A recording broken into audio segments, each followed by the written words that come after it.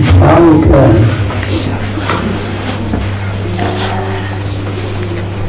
भाव को भक्ति सामर्थ्य नहीं,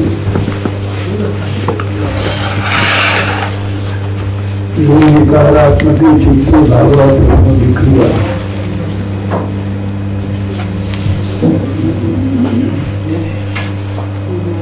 इसका मतलब हुआ कि जब चित्त में विकार रहता है कोई इसमें हलचल नहीं हुई, तो पहली हलचल है वही भाव। प्रथम विक्रिया निर्विकारात्मक चित्त भावा प्रथम विक्रिया। प्रथम विक्रिया भाव है।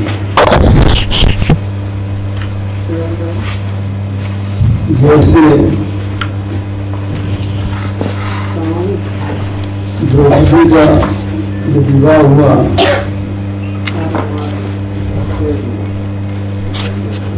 तो ये प्रश्न हुआ कि द्रौपदी को जो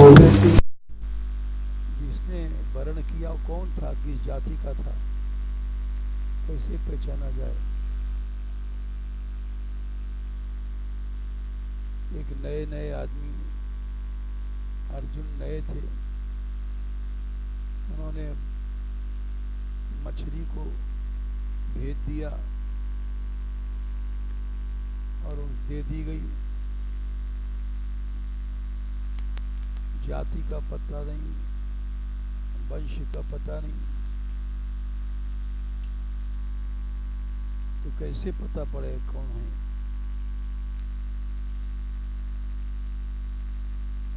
तब ये विचार आया, निर्विकारात्मक चित्ते भावा प्रथम विक्रिया। इनके भावों से पता पड़ जाए कि कौन है, किस जाति के हैं।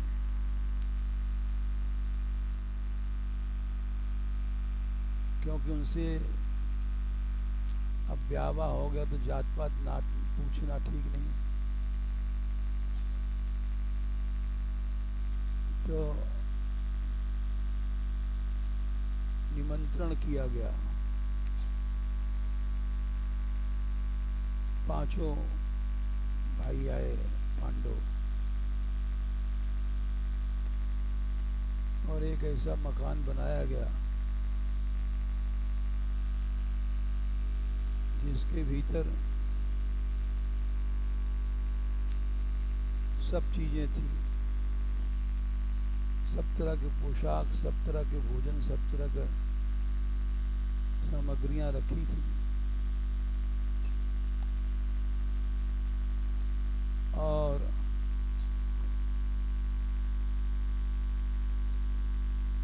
वहां उनको छोड़ दिया गया।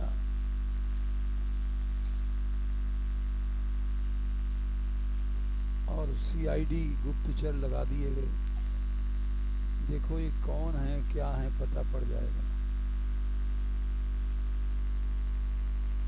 तो पांचों जब वहां उस भवन में गए तो सबसे पहले उन्होंने उस कक्ष में प्रवेश किया जिसमें हथियार रखे थे अनेक प्रकार के। और उस कक्ष में जाकर के देखने लग गए हथियार। इससे पता पड़ा कि वीर हैं, क्षत्रिय हैं। तो प्रथम विक्रिया पहली जो चीज थी वो हथियार पर इनकी वृत्ति हुई। प्रथम विक्रिया हथियारों पर गई।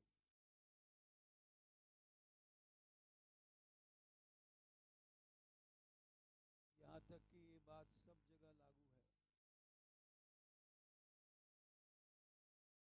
जब बच्चे का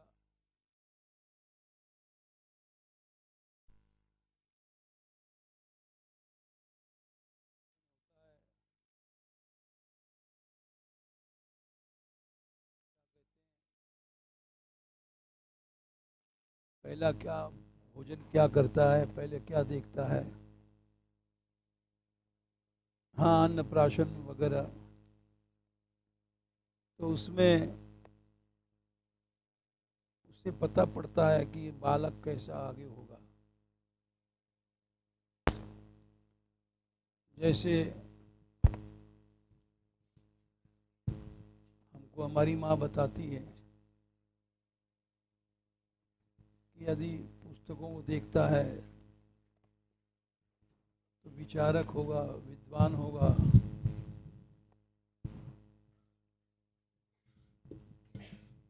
तो प्रथम विक्रिया से पता पड़ता है कि इसकी वृत्ति, इसके इसका चित्त कैसा है।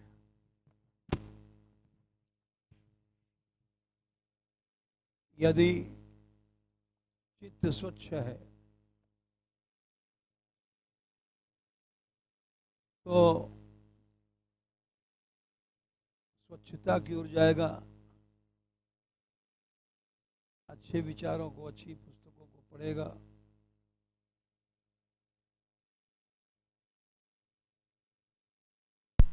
इसी तरह से पांडवों की पहचान की गई थी। ये वीर पुरुष हैं, क्षत्रिय हैं और सारी बातें जान ली गई, बिना कहे जान ली गई। बाबा प्रथम विक्रिया, पहला पहला विकार क्या हृदय में आया।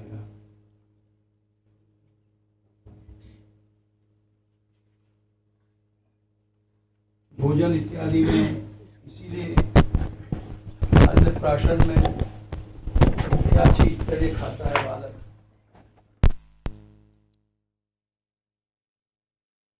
और वो लड़की या लड़का ऐसा है जैसे चंद्रगुप्त के बारे में एक बात घटना याद आती है कि चंद्रगुप्त राजा था, पहला मौर्य वंश का राजा था, और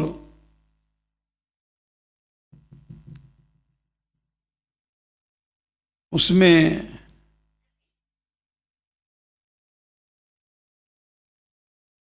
उसकी लड़की बड़ी सुंदर थी, अद्भुत सुंदरी थी।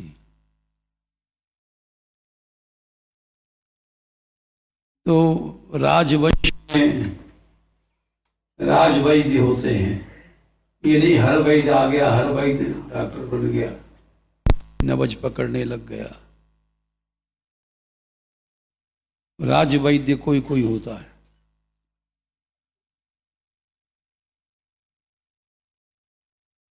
वो राजवैद्य जब आए तो चंद्रगुप्त ने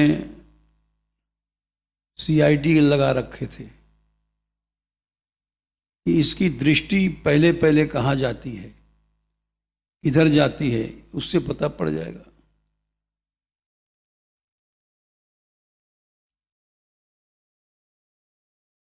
वो जैसे आए, एक कमरे के भीतर वो बैठी थी लड़की, और राजवैद्य जी गए, देखा बारा, चले गए। लेकिन अपना महत्व गिरा गए, क्योंकि बार बार वो देख रहा था राजवैद्य, कभी उसके नाक, कभी उसके कान, कभी उसके गाल, कभी आंख। तो इसलिए उन्होंने उसको फेल कर दिया। कि तुम राजवैद्य हो, प्रयोजन तुम्हारा अपने नब्ज ज्ञान, शरीर ज्ञान इधर होना चाहिए, न कि किसी के आंख, किसी के गाल, किसी का शरीर पर देखना चाहिए। तो प्रथम विक्रिया क्या है, इसी से पता पड़ जाता है कि हमारी चित्त की स्थिति क्या है, हम कौन हैं। ये बात इसीलिए महाभारत से और इतिहास के चंद्रगुप्त की घटना से बताई गई। प्रथम विक्रिया को देखते हैं लोग।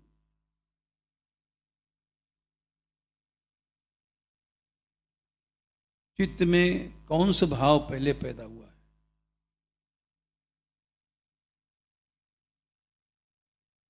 प्राथमिकता किस भाव की है? वो उस आदमी के स्वरूप को बता देती है। भावों से ही, इसलिए प्रथम शब्द का प्रयोग किया गया। निर्विकारात्मक चित्ते भावा प्रथम विक्रिया, कि पहले पहले कौन सा भाव पैदा हुआ।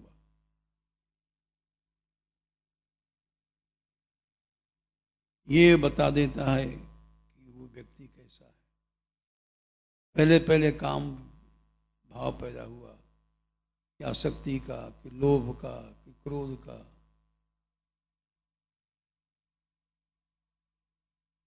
वही उस व्यक्ति की वास्तविक स्थिति होती है।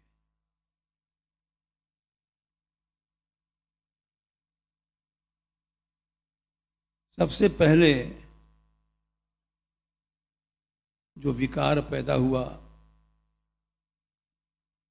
मन में, वही हमारा वास्तविक स्वरूप होता है।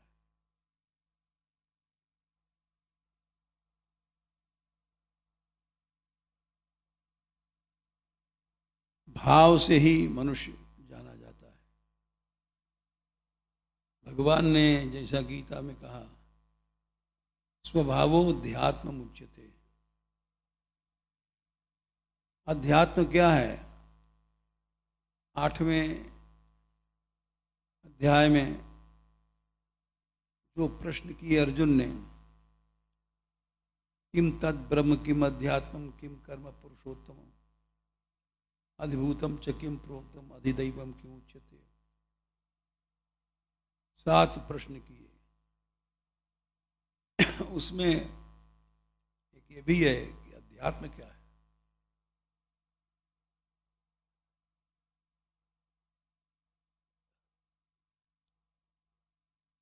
अध्यात्म माने भीतर का स्वरूप, हमारा भीतर का।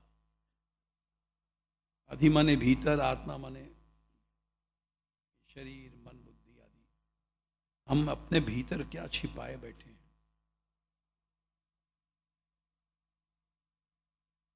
वो अध्यात्म है।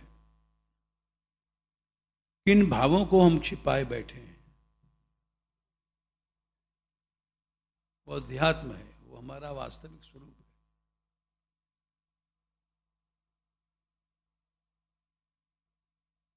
और उसको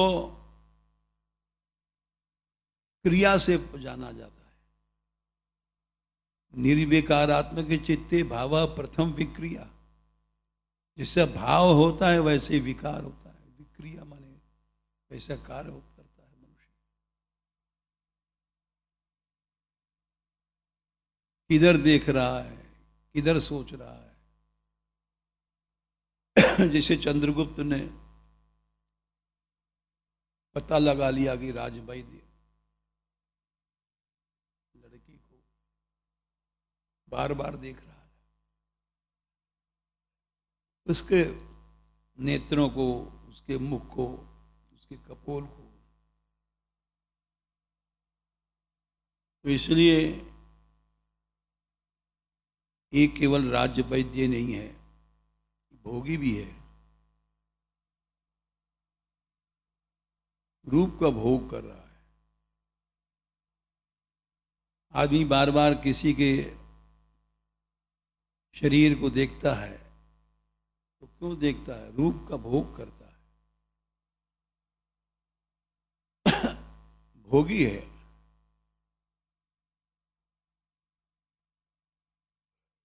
यदि रूप को भोग नहीं करे तो ऊपर उठ गया वो।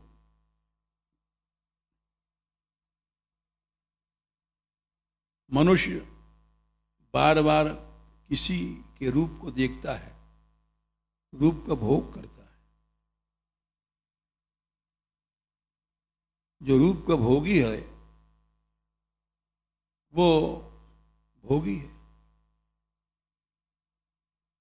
शब्द का भोगी है, भोगी है। रूप रस गंध, ये जितने भोग हैं पांचों,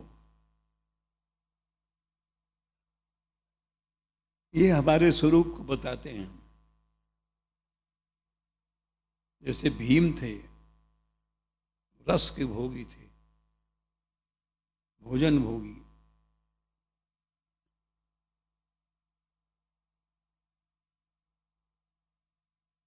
तो मनुष्य को निर्विकारात्मक चित्ते भाव प्रथम विक्रिया, अपनी प्रथम विक्रिया वो संसार के भोग की ओर नहीं ले जाना चाहिए।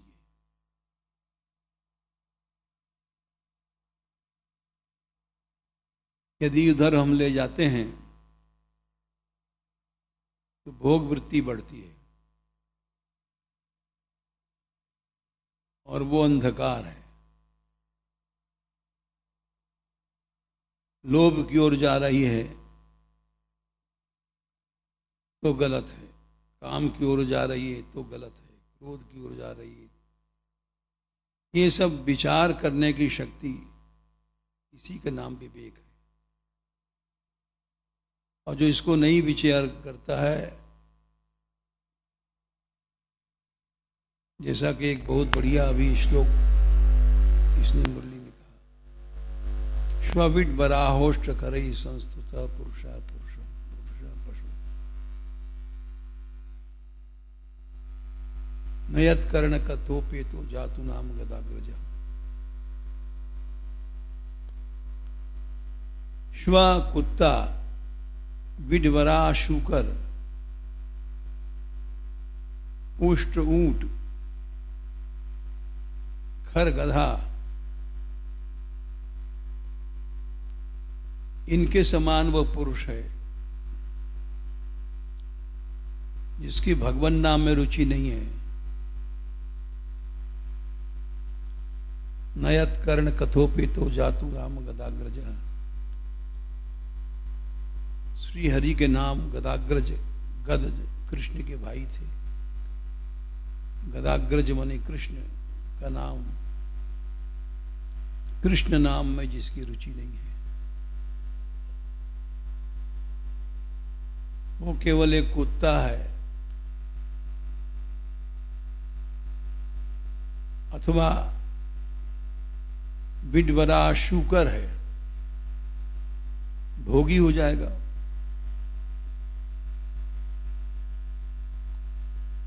अथवा उष्ट्र है अथवा खर है, ये सब भोगी माने गए हैं।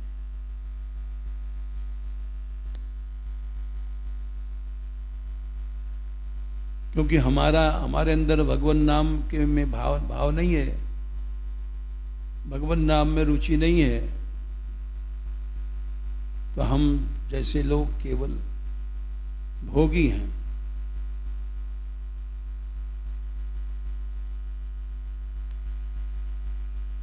और अगर भगवान नाम में रुचि है तो निश्चय भोग वृत्ति खत्म हो जाती है।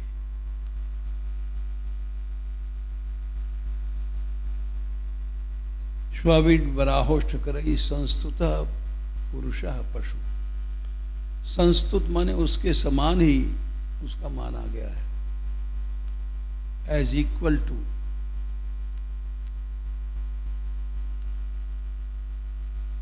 मनुष्य अगर भोग वृत्ति खत्म करना चाहता है तो भगवान नाम में मन लगावे। उसकी श्व कुत्ता वृत्ति, शूकर वृत्ति, ये सब वृत्तियां खत्म हो जाएंगी। भगवान नाम में वृत्ति के उदय होने से निश्चित खत्म हो जाती है। नयत कर्ण को पथो पेतो जातु नाम गदाग्रजा। इसीलिए नाम को सर्व पाप प्रणाशनम कहा गया है। निश्चित पापों का प्रणाश कर देता है। पाप क्या है? भोग वृत्ति पाप है। वो सारी वृत्तियां खत्म हो जाती हैं। प्रणाशनम माने प्रकृष्ट रूप से खत्म हो जाती है।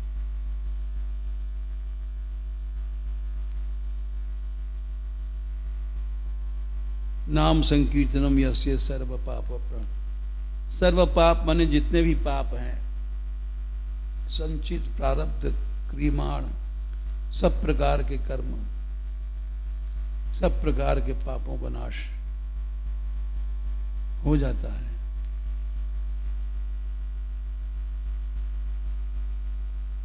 और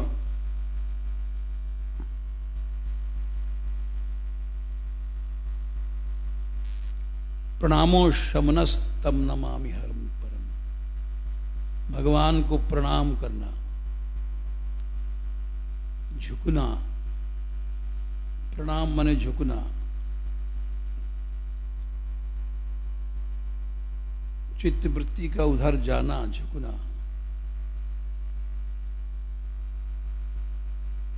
उस समस्त दुखों का नाश। दुख क्या है? कि क्लेश, फल, विपाक। जब कर्म पक करके फल बन गया, दुख बन गया, उसको विपाक कहते हैं। प्रारब्ध को भी नष्ट कर देता है। भगवान की आराधना, प्रणाम करना, भगवान के सामने झुकना, तो विपाक खत्म हो जाता है। दुख,